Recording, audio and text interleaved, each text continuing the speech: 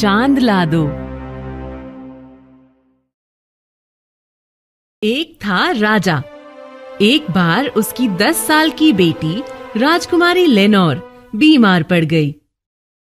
कई डॉक्टर बुलाए गए, लेकिन कोई उसकी बीमारी समझ न सका।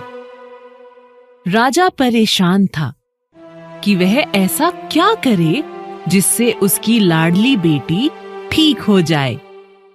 यही सवाल उसने राजकुमारी से किया, तो उसने कहा, मुझे चांद चाहिए।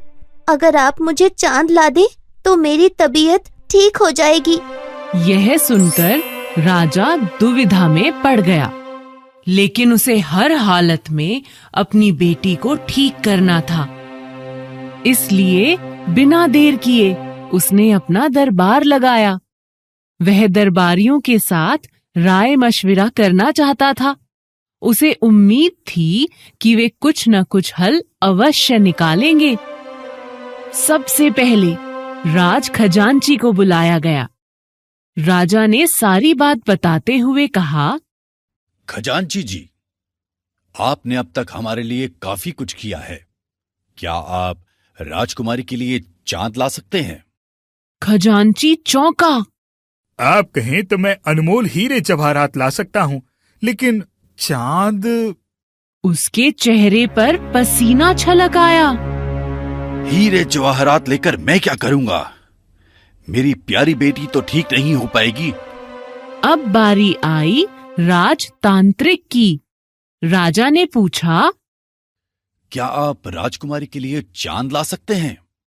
सुनते ही तांत्रिक सन्न रह गया। वह बोला, महाराज, मैं दुनिया के किसी भी कोने से कोई भी चीज मंगा सकता हूँ, लेकिन चांद तो कोई भी नहीं ला सकता। राजा ने लगभग चीखते हुए आदेश दिया, राजगणितज्ञ को बुलाया जाए। तभी वहां एक गंजा व्यक्ति पेश हुआ। वह अपने दोनों कानों के ऊपर पेंसिल दबाए हुए था। यही था राजगणितज्ञ। राजा ने उससे भी अपनी इच्छा दोहराई। आप बड़ी बड़ी गणना कर सकते हैं। चांद कैसे लाया जा सकता है, क्या आप यह बता सकते हैं? गणितज्ञ ने गणना कर बता दिया कि चांद जमीन से इतने मील की दूरी पर है। इसका आकार पूरे राज्य का आधा हो सकता है, इसलिए चांद लाना संभव नहीं है। राजा की आशा टूटती जा रही थी। अब बारी आई दरबारी जोकर की। उसने आते ही राजा को झुककर प्रणाम किया। तब तक राजा की आंखें भर आई थीं। वे भर्राए गले से बोले, जब तक रानी बेटी को चांद नहीं मिलेगा, तब तक उसकी तबीयत ठीक नहीं होगी। क्या तुम चांद ला सकते हो? जोकर ने कहा, हाँ, क्यों नहीं। राजा हैरान था। वह चुपचाप जोकर को देख रहा था। जोकर ने फिर कहा, महाराज, पहले ये पता करना होगा कि राजकुमारी को कितना बड़ा चांद चाहिए। राजा जोकर को राजकुमारी के कमरे में ले गया। राजकुमारी ने जोकर को देखते ही पूछा, क्या तुम चांद ले आए? जोकर ने कहा, अभी नहीं, लेकिन जल्दी ही ला दूंगा। पहले ये बताओ कि चांद है कितना बड़ा।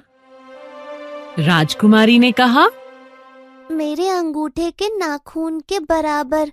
दरअसल जब मैं आंख के सामने अंगूठे का नाखून कर लेती हूँ तो चांद नजर नहीं आता।